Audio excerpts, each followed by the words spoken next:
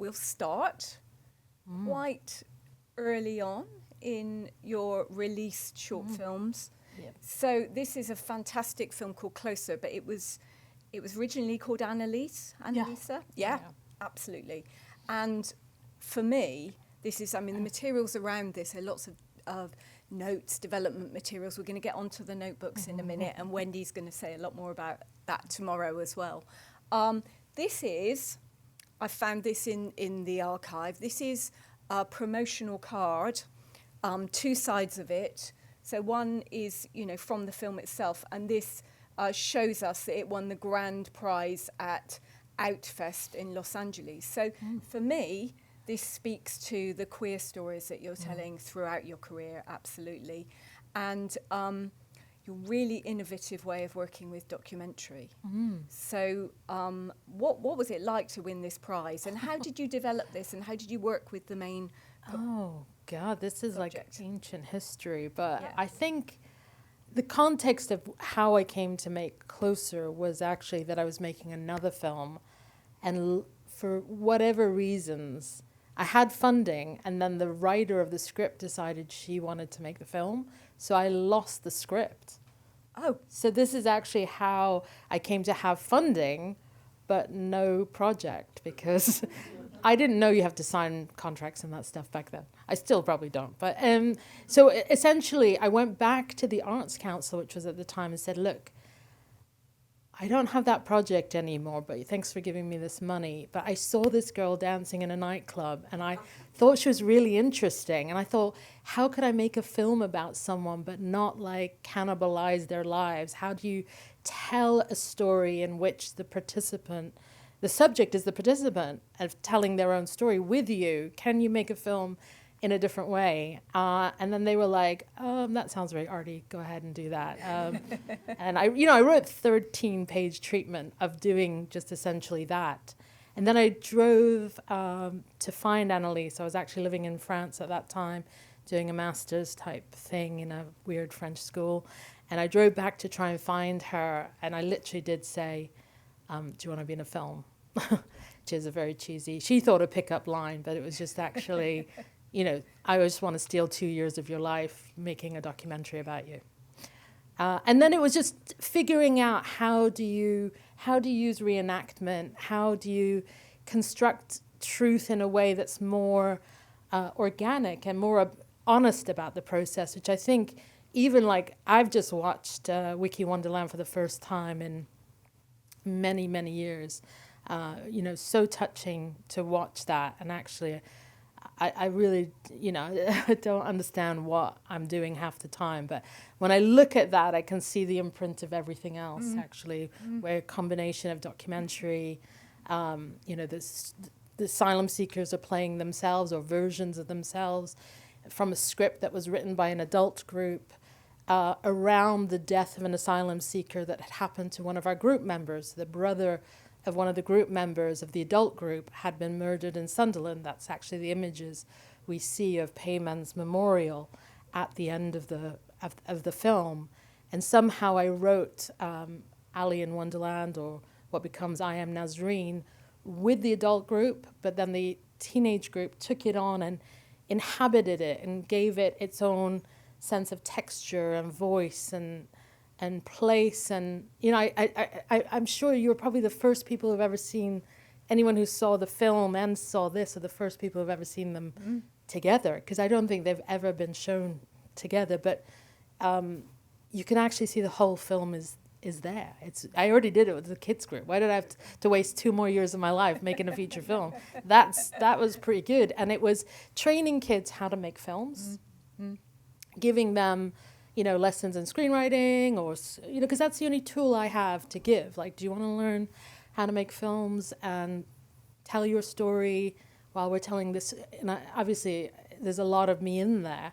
I can see the tonal influence there, painfully going like, oh God, was that them or was that? Yeah, and actually just learn to cut things earlier, and then they were part of this process. And I'm still in touch with some of these kids, and the wonderful Arwa, who plays the lead in Wiki Wonderland. I got in touch with her to see if she was in London, but she's happily married in Florida. So she can't be here tonight, but sends her best. And she was so glad to see the film herself after so many years. I was like, guess what? We're showing it in London. Do you want to come? And she's like, I can't be there, but, in one sense, I'm also in touch with Annalise, who's also married. Does everyone get married? So she's credited as a co-creator of this. Yeah. And it's, been great if you could say something about that. In what sense is she a co-creator? I mean, in the sense that I would bug her to say, what should we do? She'd just be like, tell the story of my life. I don't care. I want a movie about me. And I'd be like, yeah, but wouldn't it be good if we figured out how you want that story told? And for example, I mean, people who've seen it, it's a documentary in which the subject has sex. And I now look at it and go, I should be canceled for that. Literally, what was I thinking? She was 18. I wasn't, in touch with her parents. I'm like, but I know that I'm so nervous about sex that I am sure this was I'm a lesbian. I think this should be in a film. I don't want to hide any of this. Plus, she really fancied the woman who she wanted to play, who was an actress that was, plays her love interest. So it's kind of again, fiction and documentary meet. It's storyboarded in the files as well, that Is scene. it? Yes, Oh, right. it's so bad, I didn't. Honestly. It's a performance. I mean, I think before they were intimacy coordinators, I knew we needed to all sit down and agree what this meant to make this scene. And I can imagine, I'm so prudish. I was Scottish stepmother. I'm Iranian. It's already we're not into I didn't have German parents. Literally, this is just, I've never seen my parents kiss. This is so much. I look at that film and I'm like, that's definitely Annalise. Yeah. Yeah. And I think she would say that too. So can you tell me about the scene when she comes out to her mum? Yeah, that was just spontaneous. Well, here we can see the crew. The crew were in the scene. I was filming the crew, filming this reenactment, and then all of a sudden, this is the only good thing about this film is reenactment becomes real. Yes. And sometime later, some people who study psychology say this is psychodrama. They use it as a therapeutic tool. And I think this film and Mother Country, in which I also meet my mum after 23 years, and in that... I'll go on to the next still. Yeah. This is from Mother Country, so... This is actors playing myself and my mother who were at an impasse and unable to speak to each other. So at the end of visiting her for the first time in 23 years, going back to Iran, we got actors to play us where we could finally communicate. And actually the actors were so over the top, we had to be like, no, I don't feel that strongly about things. Because they were living through their own emotional turmoil. So it's I think I'm like a toddler with a fire hose, I quite often say. I don't really know what these tools do, but I use them as ways of, mining and telling stories in interesting ways and trying to find authentic languages for just, and also not trying to replicate the ways that stories have always been told in a traditional framework as well. Yeah. I think that comes from the fact that I started as a painter and as a video artist before I got into filmmaking. So this is deeply autobiographical, but the two films we've talked about, we've talked about many films so far, and it's only 10 minutes in, but actually it's all autobiography. Yeah. There's nothing else. I realized even Virginia Woolf adaptation, it was it's the story of me and my dad. Yeah. At the heart of that. I mean, but I think that's the secret that filmmakers make, is that they're not really working through their own traumas. And I think I'm just being a little bit more honest about that in the earlier work, and that you're kind of saying, these are things I'm working out in documentary and fiction. Yeah. And trying to find a way of finding resolution, because that's why we go to the cinema, is just to find a way of finding closure. Mm. And through the fiction within the documentary. Could you just set this film up a little bit for those who haven't seen it? Wendy introduced it a little bit before I Am Nazreen, but it's such a fascinating project. Yeah, I mean, again, I found myself with money and no project. It's the really weirdest thing. I went to a French film school. It was kind of like a Bauhaus. They gave you a budget every year. And I made there's a long reason why I fell out with the director of the school, but the second tranche of money that I had, I just said, I'm going to go back to Iran and meet my mom after 23 years. And they were kind of like, oh, okay. Right. And I just was using it very flippantly to do this thing that I actually had been putting off doing, which was going and confronting the fact that I'd left, never really having that return journey.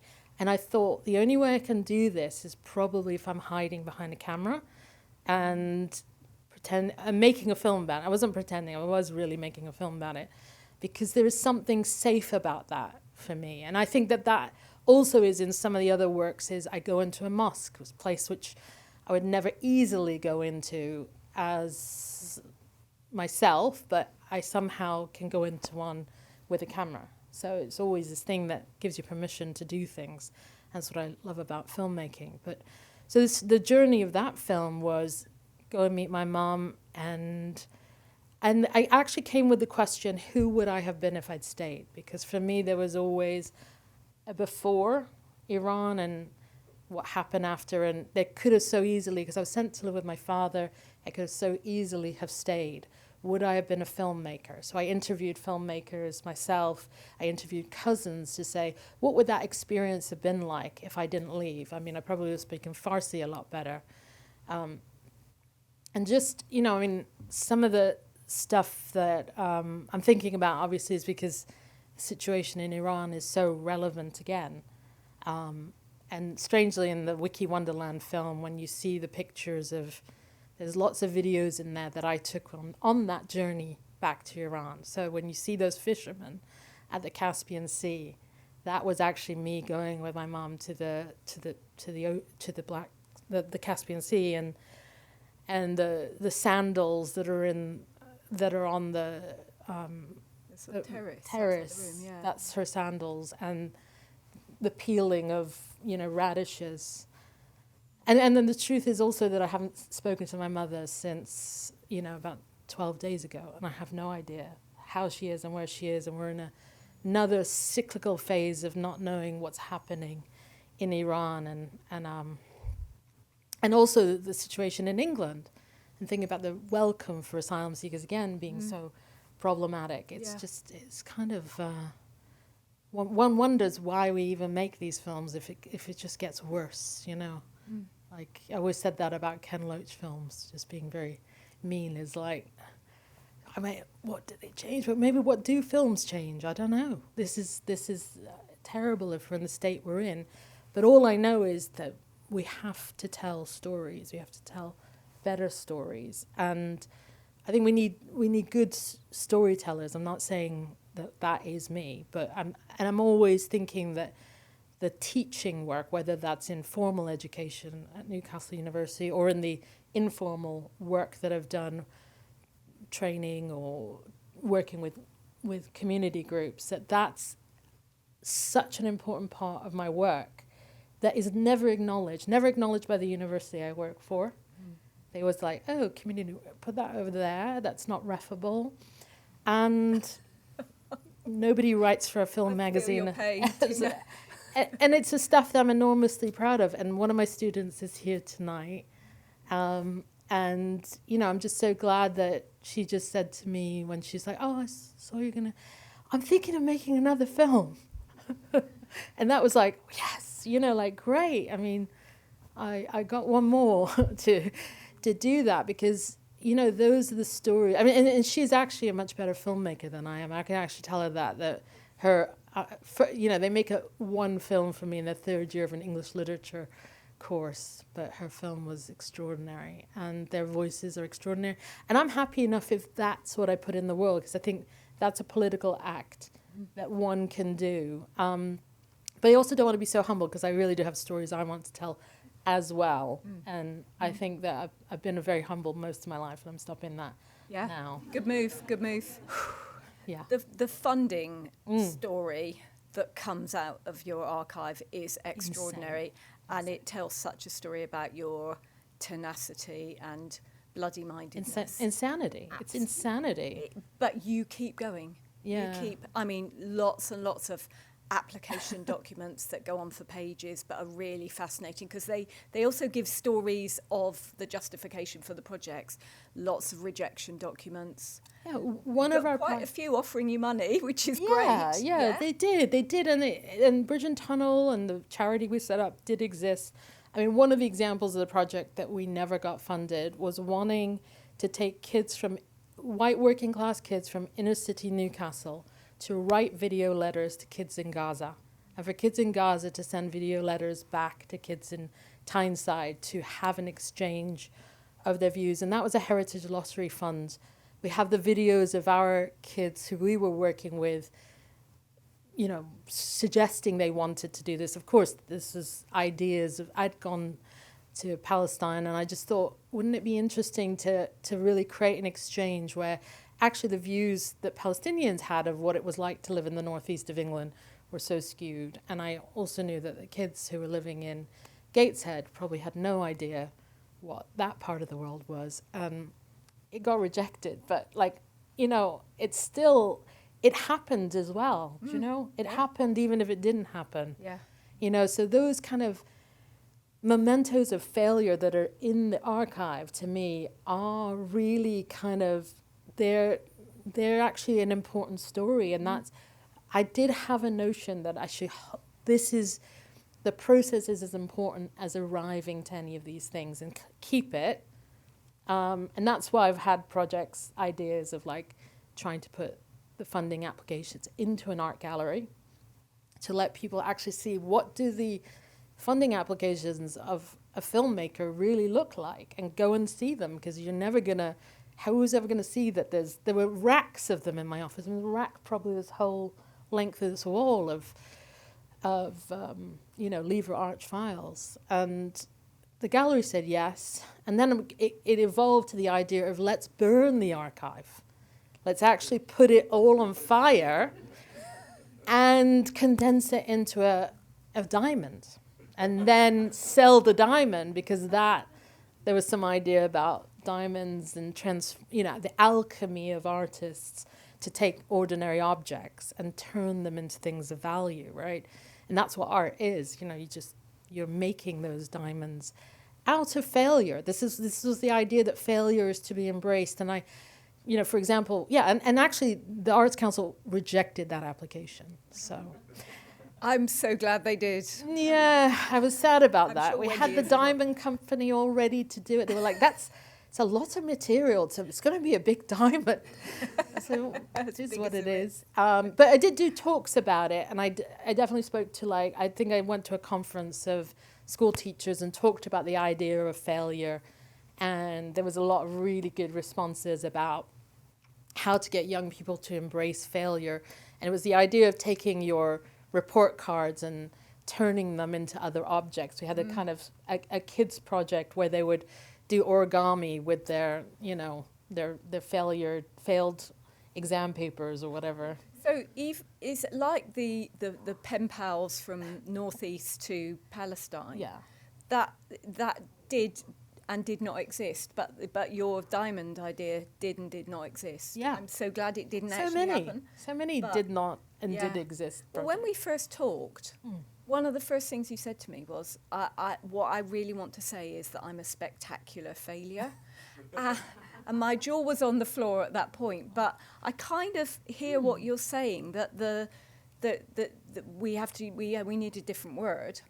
But no, I think we just need to change our feeling about the word failure, because I actually, having met more filmmakers, we do fail an awful lot. Yeah. And I don't think people see that. And so when I meet people who feel like they fail a lot, I just want to tell them, just carry on. That's it. There's nothing else. I mean, just you're a filmmaker if you just never stop doing it, right? It's just, someone might never let you make another film, but if you are doing it for yourself, you're developing it, you're a filmmaker. It doesn't, the validation of just getting it made and having it out isn't the point. And always spoken to students about like not being ambitious just for ambition's sake. So if you're only wanting to be a filmmaker because you want to be at Cannes or in a film festival or something glamorous, well, that's pointless because that lasts like a nanosecond and the rest of it is pain. So do you want that? Because if you do want that, I would say follow it and don't give up. But if not, I would say be a dentist.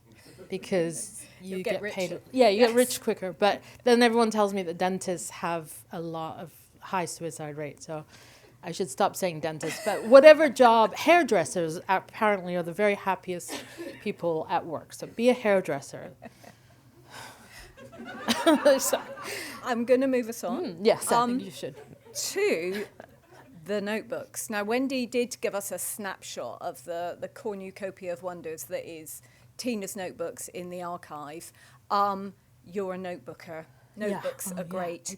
The content of this one we'll talk about in a minute.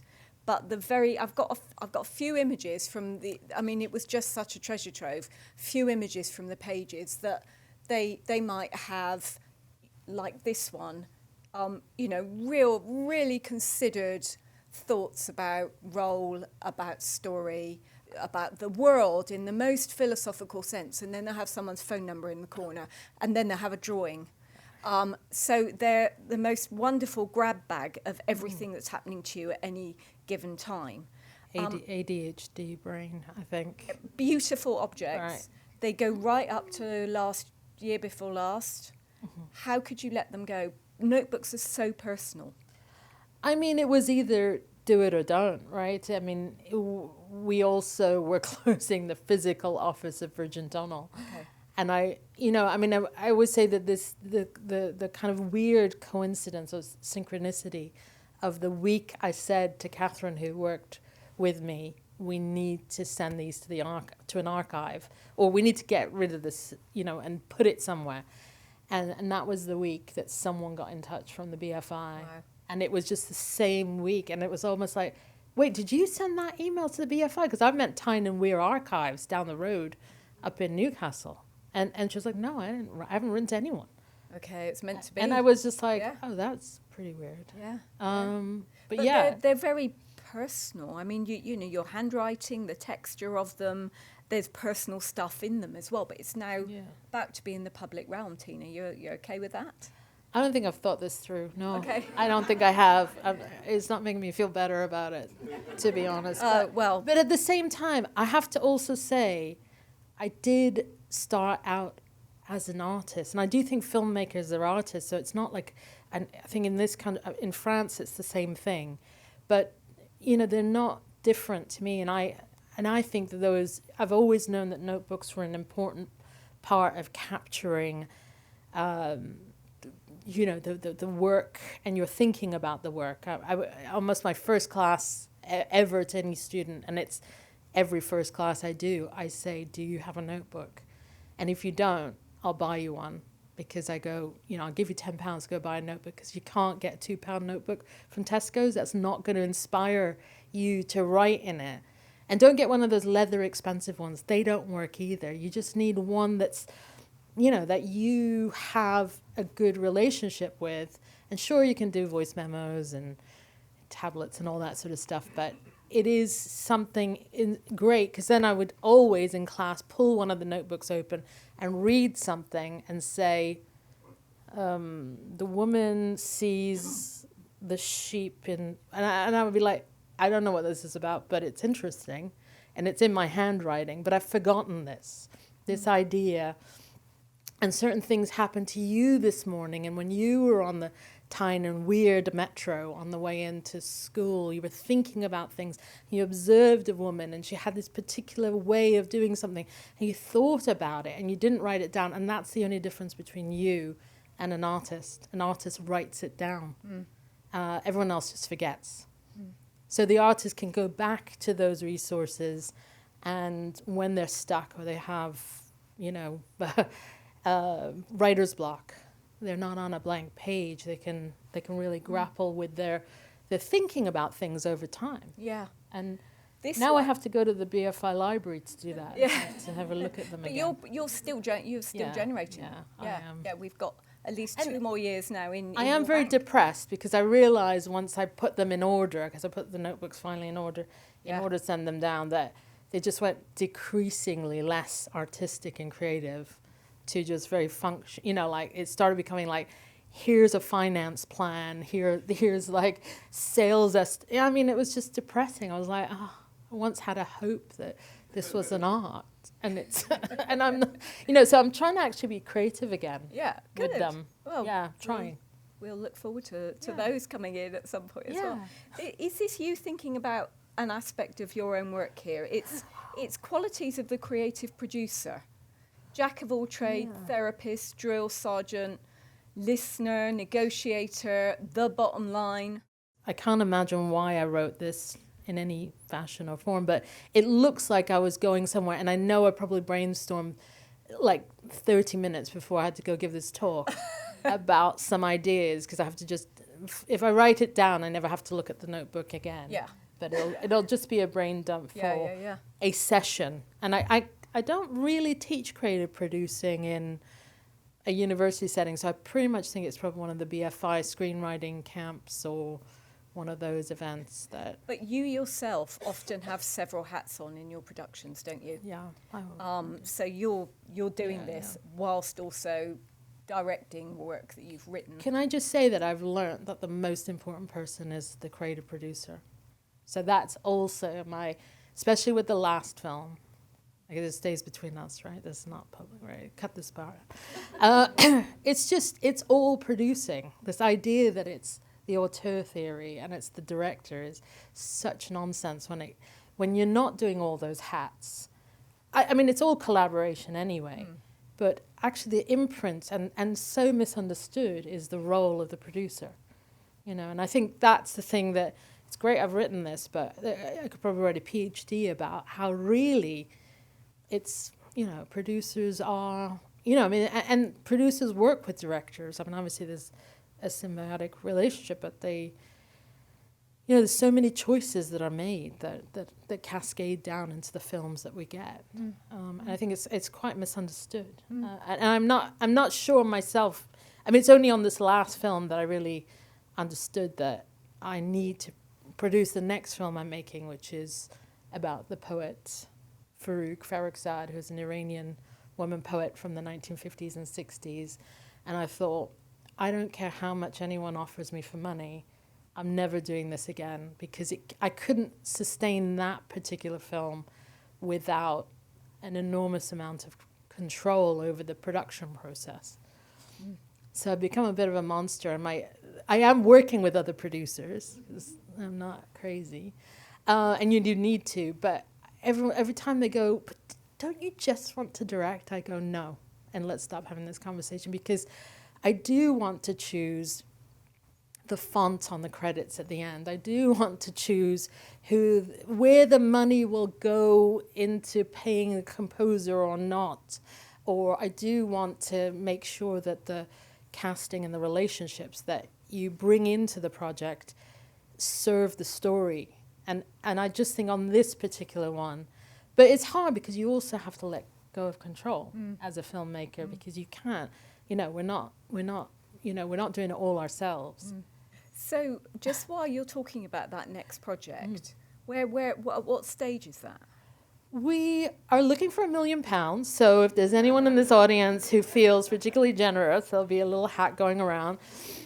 We are quite close to the end, and as announced recently was that Wes Anderson has come on board as an executive producer, which has really helped. Yes, very exciting. And unbelievable and fantastic, because you need something like that when you want to make a film about someone no one has heard of, and you insist the film needs to be in Farsi, possibly in black and white, which makes everyone so nervous. He's probably not going to let you make the font decision. No. He's probably, I have been joking that everything has to be symmetrical and in pastels, and I'm okay with that, because that is so helpful. So we're very close to being able to put that together, but I mean, every film is a miracle. So Yeah. Unless you're in the lunch line on the first day, you're not making a movie yet.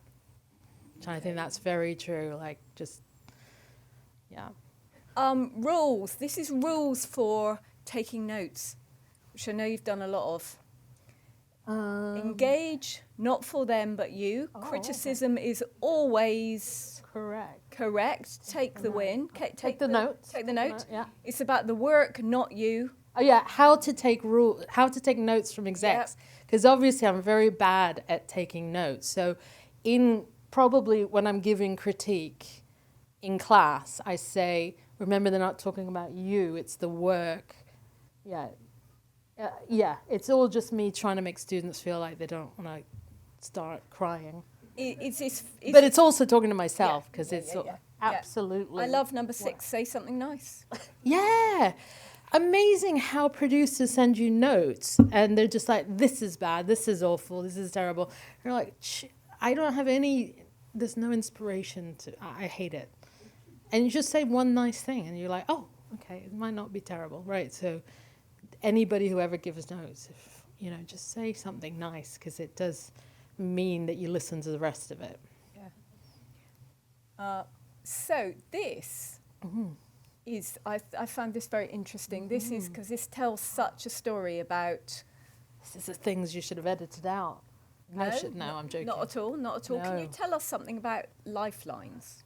So after I Am Nazreen was made, we created an education pack to wrap around the film that would then take the film... Because that was actually... The intention was never to release it into cinemas. I never had that ambition, hand on heart. The ambition was to take it into schools as an education tool so that kids would not become racist and kill other people. That was really the idea, was just to make a film for teenagers, humanizing the asylum experience so that they could ask the questions. Maybe an asylum seeker would go in with the film, with part of the citizenship curriculum, and teach something about their experience, using the film as a tool, and that was it. So I have a feeling the film distribution platform and this whole is the funding idea around how to distribute the film after it was done. Yeah, but you've got, this really speaks to the diversity of all the things that you do. You've got museum heritage partners here. You've got the AHRC. Mm-hmm. You're finding pots. You're finding... places to get the word out there. This was during the time when there was a Labour government as well, right? So there was an idea that the arts was something we invested in. And I remember VMatch being one of the funders for I Am Nazreen. And they literally, I came to London to have the interview, because the idea was you could have a volunteer project and they would fund the volunteer scheme. And we asked a certain amount of money to say, we're going to make a feature film. People will be volunteering on it, but they'll be mentored by the head of department. And that person's job role will be to give that person the skills and mentorship. And that was how I Am Nazreen was made. We had newbies and asylum seekers and 5 to 7 HODs, heads of departments, who were professionals. That's why the film, it's kind of like a training program. And they literally went, this is a great project, let's give you some more money. I think we asked for 20 grand and we got 40 grand from them towards the making of a feature film. So you had to find ways of making films. There was a way I could have made this inside of the system. And there is a really good story about a very experienced producer who took the project into their stables for a year or two and then threw me out the moment I said I wanted to work with community, because he went, I don't work with community. I'm sorry. Because I was stuck on the script. I was trying to do the next draft and it was all wrong. And I was just I don't know. And he was like, I'm all about the film director. He would tell me. And I was like, oh, great. And I had to think about it. What do I need to do? Because I am so stuck with this story. And I went back to him. I was really excited. I said, I really want to work with teenage asylum seekers to take the script and workshop it with them And he just went, you're out. And I remembered that story for a long time because that wasn't the straight route for it, but it was the right route, because had I gone into the BFI scheme, in that early movie where I'm doing the crazy things that I did in that, I think it might have been rinsed out. Some of that stuff where I took risks in the telling of I Am Nazreen was because I worked outside of the system. Mm-hmm.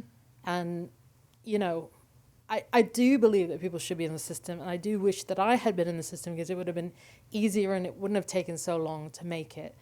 But at the same time, there was something about, you know, the fact that that kid twirls on that thing forever.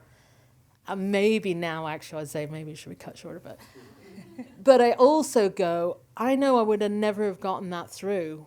And that level of documentary and that level of not going and getting release forms for half of the stuff that's in that film. Sorry, but it's so there's, you know, maybe sometimes we have to remember it's good not to be embraced by the system. This, another really interesting tree, and this is Last of the Dictionary Men. This is relating to that. So I love the who does what here. And I mean, it absolutely speaks to a lot of, I don't know if you've anything you'd like to address here, but it just speaks so much to the different elements that are feeding into your your I know whose handwriting it is. Yeah. It's not mine. Not yours, but no. That's great. And I think it was a project manager. And the thing to remember on a lot of a certain period of production that I was doing is that the company grows big and I become managing of things more, and later I learned that managing is not something that is where my skills are. Well, I'm good at that, but it's not where do you want to, you can do skills and you love to skills, two totally different things. And I tried to grow people up so that I could not lead organizations, and that organization that was the charity, a woman who came into our offices called Nellie, she eventually became the director of that charity. So from a volunteer through to project manager to 3-4 years of her leading the charity, and I kind of removed myself from some of that work. And then, of course, the Conservative government starts cutting the money to all that kind of community work, and the whole thing starts to collapse. But in some ways, it could have existed well if funding for arts and community work was consistent and not so driven by political agendas. So you can still do that work, but you'd have to do knife crime in Newcastle. Like or you'd have to work with Asian. I mean, they would always come and say, but Tina, if you were working with Asian women, I'd be like, what Asian women? Like, do you think I know all Asian women experiences? Because I don't know what it's like to be Bangladeshi in Newcastle, and you know, but that's how funding pots sometimes worked, and it. Yeah. So I chose this one because I mean this is from the most fantastic film, King of South Shields. Do you want to just tell everyone the story of the story you're telling within the film? Yeah. And we'll talk a little bit about this image, which is one of your bits. I mean, I found it interesting because I thought, oh, this is how one of the ways in which Tina researches, does the research, sets up the story, gets, and that little boy there who's looking with such love at Muhammad Ali. Yeah, I mean, so what's the story? The story was that I moved to South Shields out of Newcastle, along the river, towards the mouth of the river, and there was an old mosque there, literally looked like it'd been there 30 years because it had been. And I was like, I bumped into the actor who kills the young boy in the thing we've just watched in Wiki Wonderland. Darren Palmer is the actor who plays the stabbing man. Lovely guy, by the way. And I bumped into him. He lived in South Shields. And I said, why is there a mosque there? And he said, I'm not going to do a Geordie accent. My temptation was there. He said, well, it's been there forever. There's been the Yemeni community. My great-grandfather came from Yemen. And Muhammad Ali got married in the mosque there. And I was like, what are you saying right now? What do you mean Muhammad Ali got married in South Shields? And And that led me to like going to the local history library, finding this photograph and saying, well, that's a story. And someone needs to tell that story. And where is this boy? So then it became like, let me go and see if I can go to the mosque and find the boy. And I did find him straight away because he was the imam's son. So he wasn't that hard to find. But like if we made a film version of it, it would be a really long, arduous journey. And there'd be like graphs and stuff, but no. But why don't we know this story? It's the most extraordinary insane. Story. And I was spending so much time to try and get a plaque at the mosque and I organized a group of men, that was maybe my mistake, who were from the mosque and some people to try to get some recognition for the fact that this community had, you know, one of the greatest human beings that's ever walked the planet. So I grew up, my father, who just loved Ali, would just talk about him in such reverence. And I think I have a memory that I might have seen one of his last fights, but I've actually tried to do the numbers on that and I don't think it works out. But anyway, maybe I saw a bit of an old fight and I just was mesmerized by him. And I just knew that imprinted something in me for the rest of my life. I've always loved him. So many people have loved him. He means so much to so many different people. And, you know, the making of this film led me to meeting him eventually and saying thank you. And I think that kind of self-belief, I mean, he'd always say this thing of, I would say I was the greatest before I even believed it. I think he's a very important role model for a lot of outsiders to really know that they could, you know, fight that fight. So I think he's been important, and just the fact that he'd come there seemed like it's extraordinary. Yes, yeah. That's his wife. Then do you do the interview with his daughter? I do. Yes. Yeah. I thought it was your voices. Yeah, it's a fantastic interview with her. I mean, she looks exactly like him. And she's the baby that's in the video as well. So she's 1 year old when she comes, and it was great because later on, we could go see Ali, and we took these photographs to him. And he had very advanced Parkinson at this stage. It was his 70th birthday. It was in Las Vegas. Hannah invites me to be able to come and finally meet him. And she said, don't give Daddy anything you want to keep, because he'll want to keep the photographs. I was like, no, I brought these are copies for him. And you could see like genuine delight at him looking at these pictures of this memory. Yeah. And it's just like, because that's the awful thing about Parkinson's is you're absolutely lucid upstairs, but you're physically unable to. So you knew that, you know, when he was looking at those pictures, he was remembering those things. Time marcheth on. I just want to go to this very quickly. This is a really great example of what's going on. No, it's character arcs. Yeah. Yes. So Tina drawings demonstrating something about your thinking around in the development of I Am Nasreen. So we've got a character arc for Ali. We've got a character arc for Nasreen. You do this a lot. I do it even when I teach a lot, because for me the 3-act structure is a framework that you can ignore, or you could put yourself in opposition to it, but it is in people's minds quite a lot. So even if you're going to deviate from it, you should know what you're not doing where. I do get that sense that it is important to know Hollywood narrative structure, because it's the expectation of other people. And also, I think I also use it a lot to say, even in documentary, this is relevant and can be a very helpful way of actually, you know, like when you're dealing with lots of disjointed material, how to structure that. This can be a tool, but feel free to ignore it. And there's many films that don't do this, but they're exceptions, and you can learn it and forget it if you like. Can I just quickly ask you before we open up to the audience about? I want to ask you about the Virginia Woolf adaptation that you've just done, but also before that, you did a series for Netflix, which is quite a shift. What was it like working for that him. I mean, it was insane because, I mean, my agent called me and said, I know you're going to say no because you say no to everything. Because they call and say, do you want to do Call the Midwives? I'm like, call the what? I mean, how would I know how to do that? There's no autobiography in that. No, I'm joking. But then she said Cleopatra, and I said, oh my God, yeah, no, that's a good one. So yeah, no, it was a really amazing phone call to be given that opportunity to really reshape that story. And I understood the monumentality of revisioning that.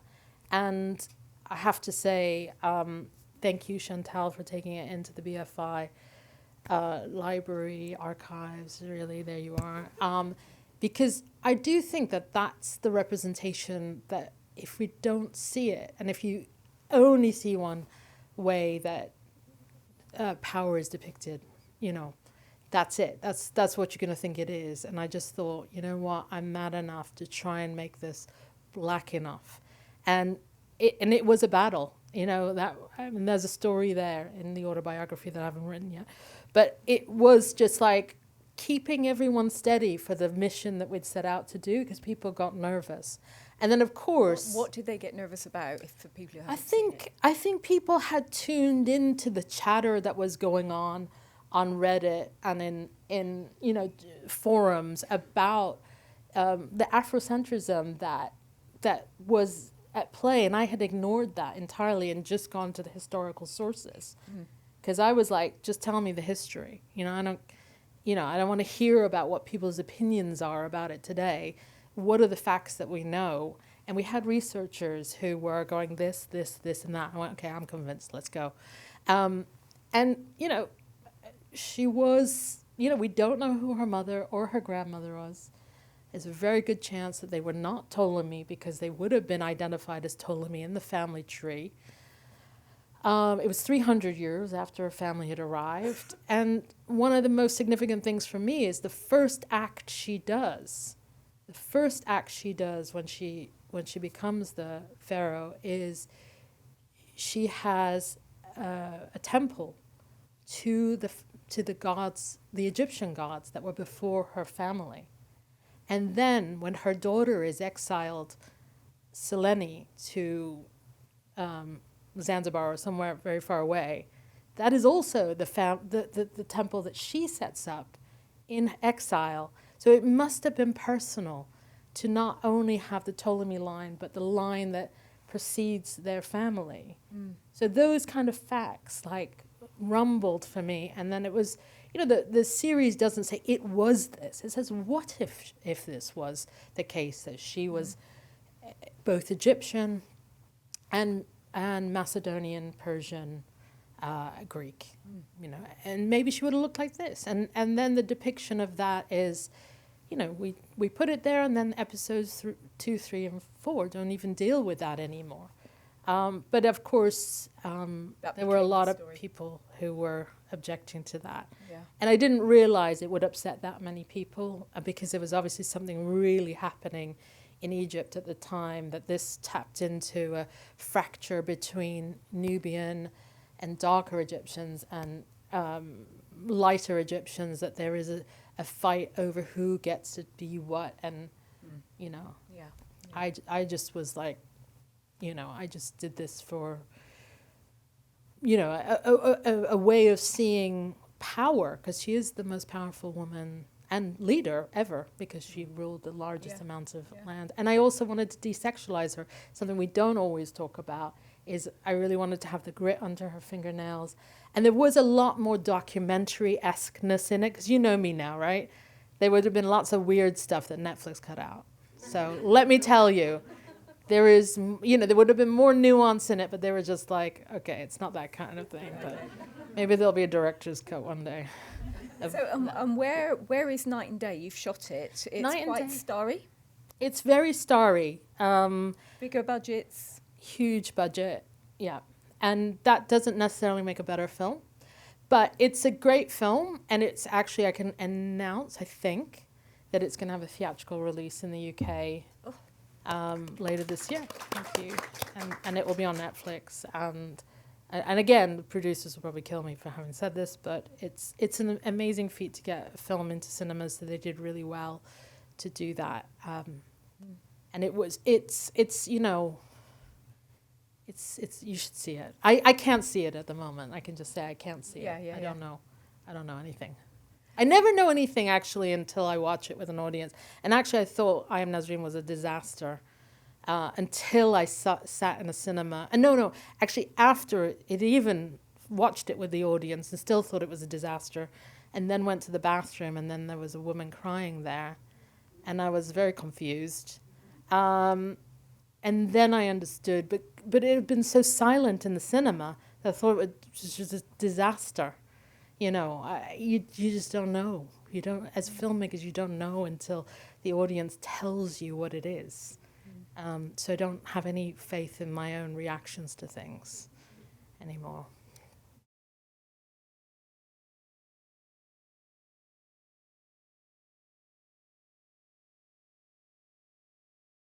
I think I didn't want to think about it too much. And I still don't want to think. And I also don't think anyone's going to go and look at it, truthfully. That's not true. I know. Now you're making me worried, because I just thought you just put it there. And maybe someone in a future, somebody who trips over a box will open it. Don't listen to any of that. Thank you.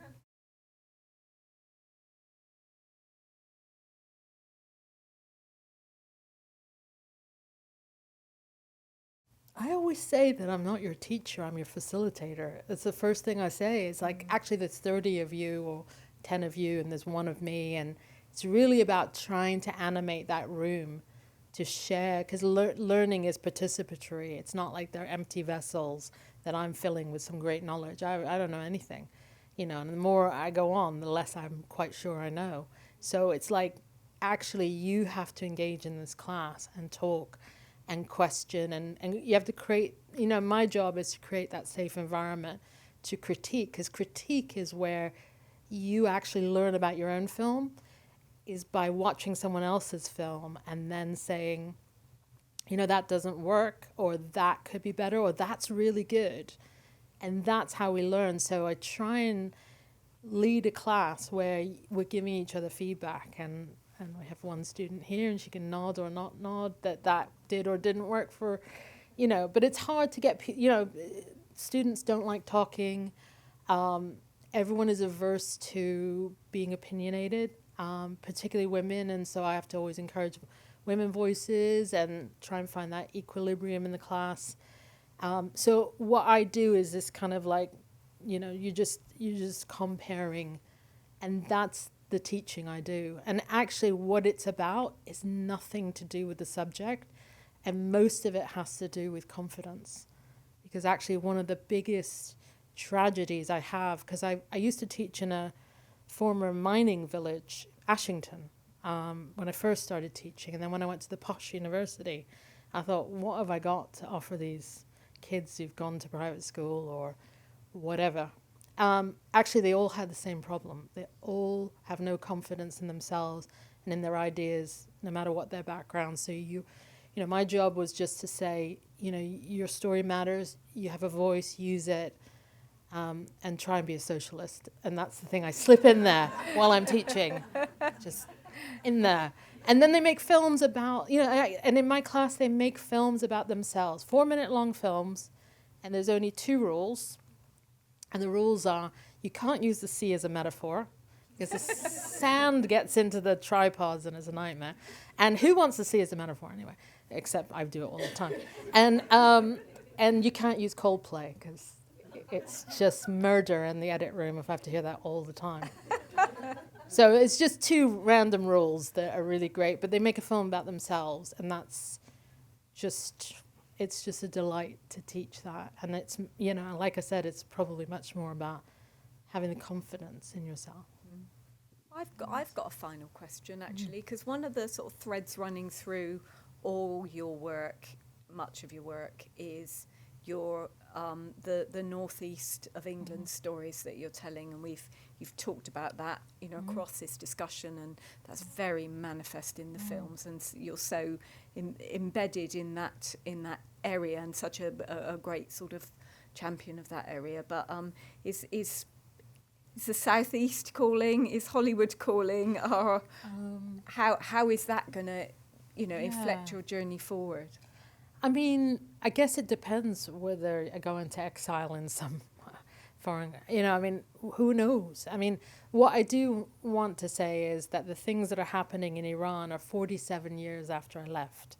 And these, last couple of weeks have been incredibly difficult for Iranians because we're just understanding really what we lost, what's been at stake in the political nightmare that all of us have been living, and it's at a junction. And who knows if Iran becomes a liberal, welcoming country, could I see myself returning there? I would like to think I would, because I feel like I've been waiting for that for a really long time. I'm not. No one knows what's going to happen, and it's almost too difficult to think about. But I always, the other thing about teaching is to tell stories that you know and you experience. What you've lived matters. Your lives are important. What you have experienced is unique to you, but it will also probably resonate for other people. To use that material in your work, because you can speak authentically about that. If you haven't had that experience, it might be better that someone else tells that story. It might not be. You might want to do all that research and you want to get into it. Lots of great films about asylum seekers made by posh British people. But who knows?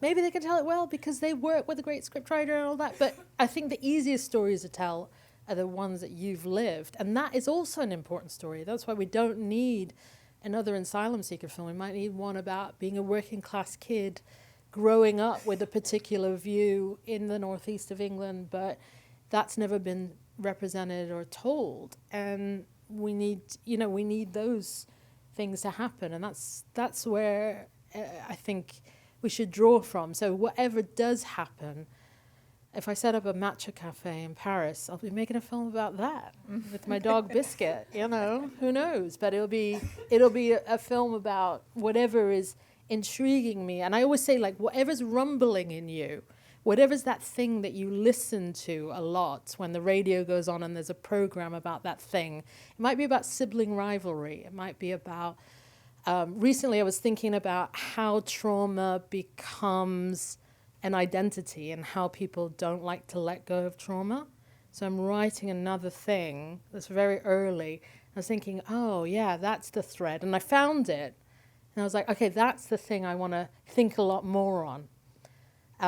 So about how do you heal? How do you let go of a pain that may have been kind of identifying for you? But now you want to be, how do you be well? How do you let that thing go? Like, is that possible? But I have no idea what I'm talking about. But I know that by making that script, that I will figure that out. And that's the great thing about telling stories, is you're figuring out your problems and trying to find some answers that you can offer for other people. So I call it like you're creating a life raft for yourself, but it's also a life raft that can save other people in the cinema too, because they will relate to those things. Tina, thank you so much. Thank you for doing this. It's been fantastic. No, honestly, really appreciate that.